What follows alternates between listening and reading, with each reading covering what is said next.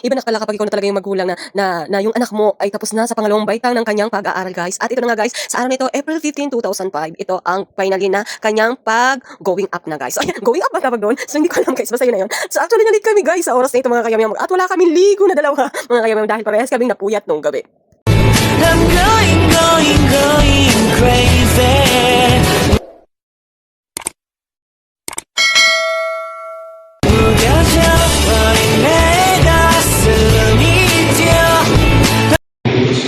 Maluto po sinusunod sa inyo ang mga bakang susunod sa mataas ng taas ngayong taong palawaan 2024, 2025 na may bilang na 292 mga lalaki, 268 mga babae, na may kabuang handaan at amin na po na ayon sa kanilang susunod na sinilin namin ng SME ay maluwalhati na katupad sa mga pinagagaman sa kurikulo, pansekundarya, na itinakda ng kagawaran ng edukasyon, kaya hinihintay ko po ang inyong pagpapatunay sa kanilang pagsulong.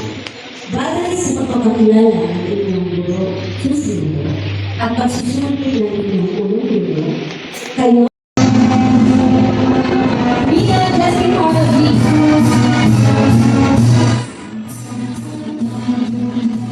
Montego L.T. James B.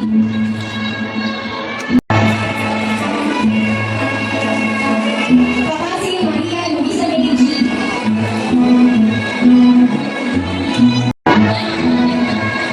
Vilas Dasty M.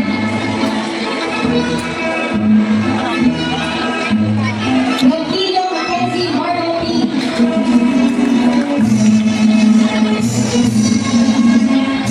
Estelle P. Alan C.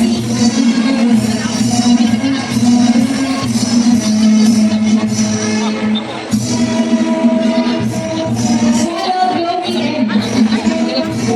Nakakahiwan mo na sa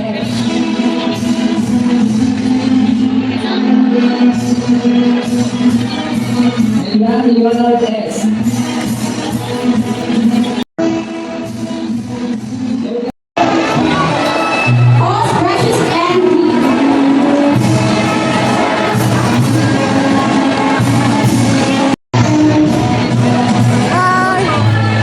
Mendoza Antonio A. Nikki Angelica M. Novelia Regina D.C.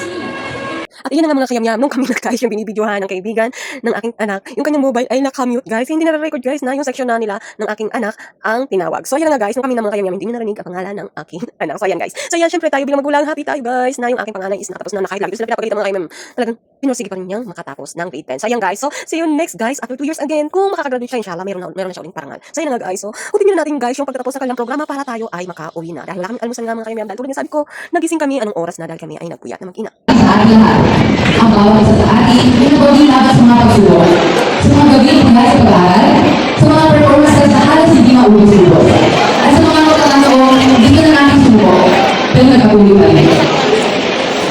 Ang diploma natin hawak ngayon ay hindi natin isang pagkakataon sa papel. Ito ay sinulo ng ating pagsisikap, pagkakaga at pangarap. Tapos po sa mga nagpapasalamat sa buong mayaman, sa mga binayad ang kanilang pinagkaloob, sa kanyang walang hanggang pagbuhay at pag-ibig, natutong maging harap sa bawat hamon na may pananampalataya at pag-asa. Ang bawat tagumpay namin ay alay namin sa iyo, Ama. Sapagkat sa iyong grasya lang kami nagkaroon ng lakas upang manatili sa talig ito. Sa aming mga magulang na walang sawang sumusuporta, maraming salamat po sa inyong pagmamahal at sakripisyo. Kahit na minsan ay kakamali kami, pero laki kayo kay Maria. Kayo ang aming unang gulo at inspirasyon. Ang mga tao patuloy na naniwala sa amin na kahit minsan kami mismo ay nag-aaligahan. Ang bawat pagod ninyo, bunga, dasal, ay aming bibiging harap buhay. Ang tagumpay namin ito ay tagumpay rin ninyo. Sa aming mga nagulong tagagayo, tapos tuloy kami nagpapasalamat sa inyong pagkagay at pag-unawa. Kayo ang aming pangalawang magulang, lumukot at inulan ng aming kasipan. May bigay ng maraming kaanan at mga aral sa buhay. Ang inyong pasensya at edukasyon, isuporte ang aming mga kasilahan, ang kasilip ilaw sa aming paglalakay. Hindi namin ikaw paglilimutan. Bagkus, mananatili kayo sa aming puso at isipan. Sa ating bilang mga guro, hindi na namin sa kasiyan, tapos puso po kami pagsunod sa ilang patubay at edukasyon. Ang paaralan ito ang ating pangalawang tahanan dahil sa inyong pamumuno. Isang lugar kung saan natuto kami maging mabuting mag-aral at responsable individual. Ang inyong mga programa at proyekto ang nagbigay daan para mabuting ang aming kailangan at talento. Isa po kayo sa mga dahilan kung bakit nakita namin ang tagumpay na ito. Sa ating mga paaralan, Palo-Alto Integrated School. Maraming salamat sa pagbigay ng oportunidad at kasama palawa sa aming mga paglawan. Dito kami natutong lumaban, magsulikat, at mangarap ng mas mataas. Ang bawat sulok ng paaralan ito ay may kwentong aming dalaga. Mula sa mga silikaran hanggang sa mga kantin. Sa cover court hanggang sa mga estudyante na hisuki na garrisons. Ito ang lugar kung saan kami ay lumaki, hindi lamang bilang mga mag-aaral, kundi bilang mga tao hanggang parating ang aming nabuhay. Sa aming mga gawang mag-aaral, mga kaibigan, at ang kasama ko sa hirap ng ginawa. Pinawag ng pamilya ko sa loob ng tao ito. Sa bawat tawanan, iyakan, at pagtutulungan natin magkakasama. Salamat sa inyong pag-unawa at pagmamahal. Dahil nga sa mga kaibigan ko, walang sabang sumuporta sa aking mga desisyon. Kahit minsan ay hindi kayo ang lubos na initindihan. Sa bawat pagkakataon, tinulungan ako, ituloy ang aking mga pagkulang. Sa bawat sandali, hindi kayo nakina sa pagsabi ng katotohanan, kami ng pasabit. Doon ko na ito ang tunay ang bulan ng pagkakaibigan. Kayo ang nagpapita sa akin kung saan ang dapat ako. At dahil sa inyo, ako ngayon ay mas mabuti tao kaysa sa dati kong sarili. Ang inyong pagmamahal ay hindi lamang pagtanggap, kundi pakita nyo sa pagbabay sa tamang ladas.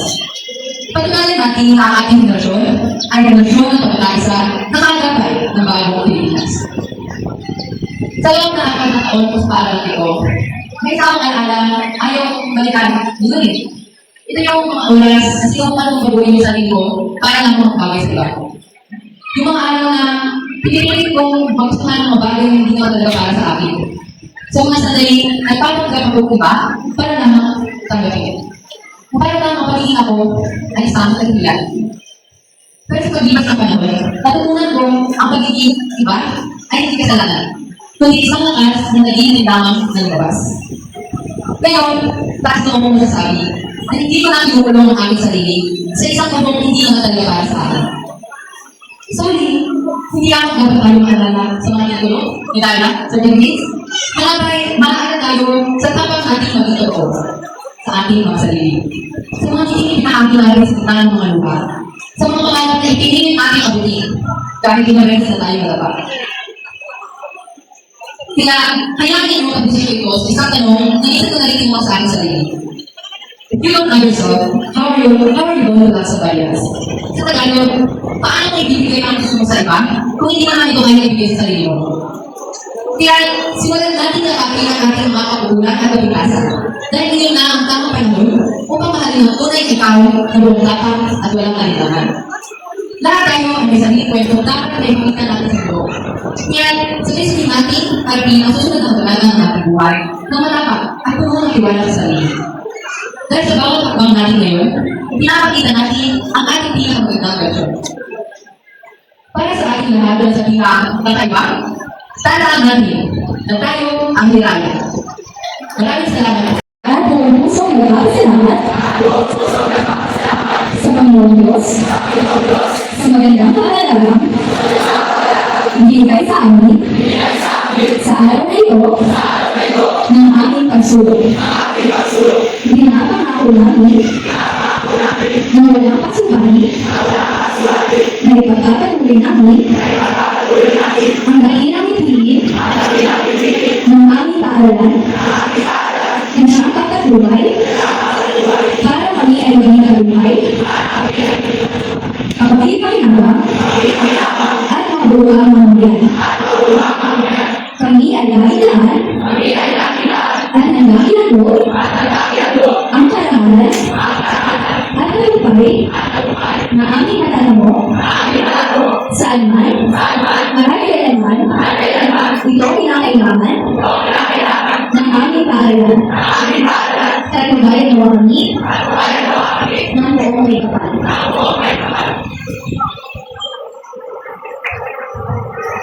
Maraming salamat sa inyo. Sa lugar ito, mga magulang at mga panahugin, ating kong sasihan ang mga batang sumunod sa nakasantas sa kanilang natatanging awit. Ang awit na nagagawa.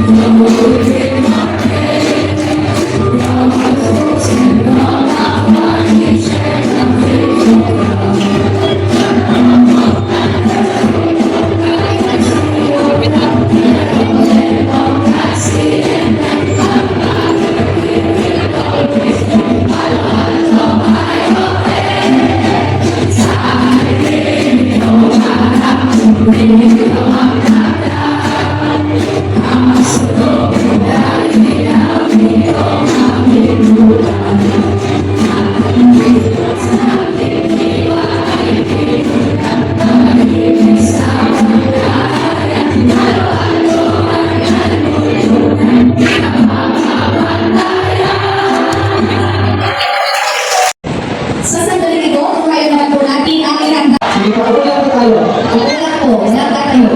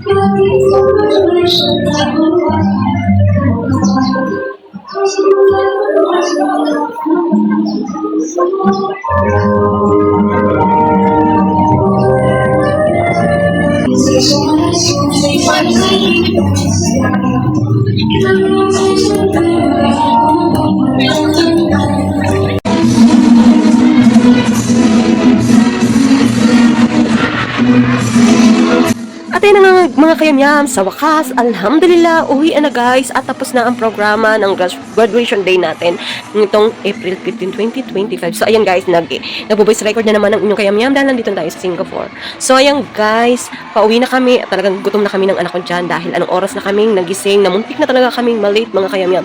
7:30 kami dumating dito mga kayam. So ayan, kami ay pauwi na yan. Ulit-ulit na ako guys. So ayan, nakakatuwa kasi alhamdulillah, meron na tayong grade 11 sa ngayong pasukan. Ngayong pumasok na nga. Ilang buwan silang pumapasok mga kayam. So, may grade 11 na ako at inshallah, magkaroon na uli siya ng award. Ayan, award na. Yung karangalan mga kayam, katulad dati kasi nga yung anak ko guys, is lagi yan may honor noon. Simula kinder hanggang elementary hanggang high school. So, nung lumipat kami, nawala yung kanyang honor list kasi nga lagi siyang uma-absent. Hindi ko alam kung ano pinagawa ng aking anak. Pero, alhamdulillah, after 2 years ulit, may graduate na naman tayo at dalawa na sila. Inshallah, patuloy na ito na nga, tayong mga magulang is magsumikap kahit napapagod tayo, tuloy ang laban. So, para sa ating mga chikiting, lalo na sa ating tulad na. At ito na nga mga kayamyam, kung nagustuhan ninyo ang aking video sa araw na ito, please like this video and share na rin mga kayamyam. Then, subscribe our channel and please click the notification bell button para lagi kayong updated sa ating mga video, sa ating random vlogs na inilalabas mga kayamyam. See you my next vlog! Bye guys!